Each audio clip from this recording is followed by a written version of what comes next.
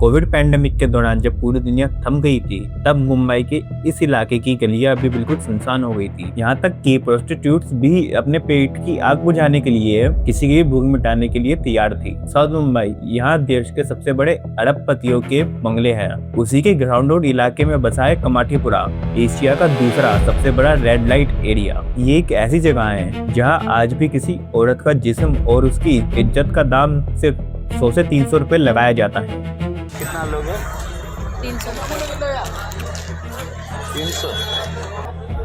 350 का नीचे नहीं जाएगा। की बार देगा था तुमको? कितना है तुम्हारा?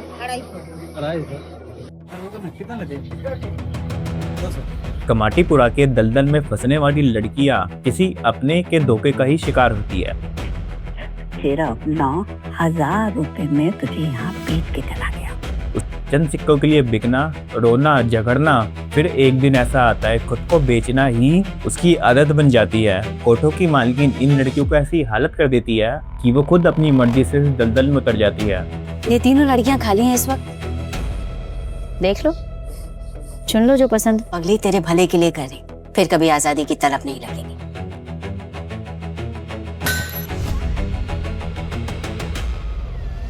गौरव मेरा ऐसा हाथ पकड़ा था, उसका लड़की मेरा पैर पकड़ा था, रोग कस्टमर मेरा पर जबरदस्ती कर रहा था।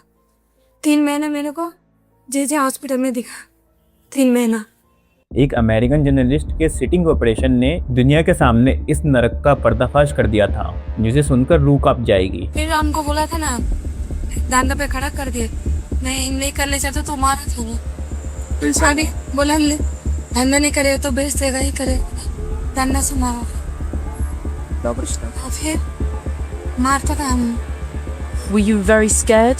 फिर मारता था हम। वो अगर धंधा पे खड़ा नहीं रहेगा तो खाने को भी नहीं देगा। बगावत करने पर भूखा मारना, लोहे की रॉड से बुरी तरीके से मारना, और जब शरीर जवाब दे जाए तो महीनों के लिए अंधेरे पिंजरों में कैद कर देना, जहाँ से चीखें भी बाहर नहीं आ पाती।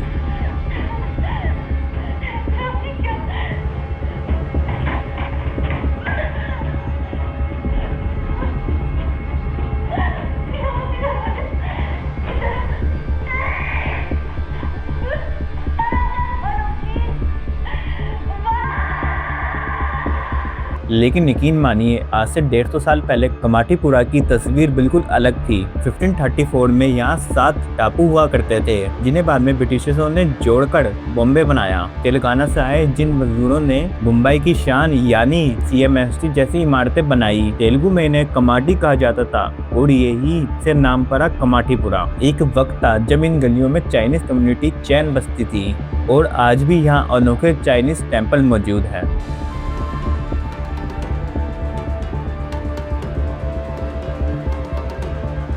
लेकिन कमाठीपुरा खुद ब खुद रेड लाइट एरिया नहीं बना था, इसे ब्रिटिश हुकूमत की साजिश के तहत बनाया गया था। ब्रिटिश सैनिकों के मनोरंजन के लिए सरकार ने यहाँ ब्रोथल खड़े किए और यूरोपियन महिलाओं को सैलरी पर हायर किया। जब सैनिकों को बीमारी होने लगी तो बैन करने की बजाय अंग्रेजों ने एक्ट 1864 लगाकर प्रोस्टिट्यूशन को कानूनी जामा पहना दिया। ऑफिशियली ये ब्रदर्स को चक्रा बोल देते और इस चकले के अंदर 1000 ब्रिटिश सैनिकों के लिए 12 से 15 लड़कियां रखी जाती थी, वो भी डेली, जो परमानेंटली वहीं रहती थी। हर लड़की को रोज 15 से 20 सैनिकों की हवस का शिकार बनना पड़ता था और इन लड़कियों पर 24/7 एक आर्मी गार्ड नजर रखता था, क्योंकि इन्हें ब्रिटिश सोल्जर्स के अलावा किसी से भी मिलने की कोई इजाजत नहीं थी। गाँव के कोतवाल और पुलिस अधिकारी 14 साल की ऊपर की लड़कियों को जबरदस्ती उठाकर यहाँ पर झोंक देते थे। ये लड़कियाँ कोई और नहीं बल्कि ब्रिटिश समाज की गुलाम थी। और यही नहीं, जब सैनिकों को रोग फैलने लगा तो अंग्रेजों ने इसको बंद करने की बजाय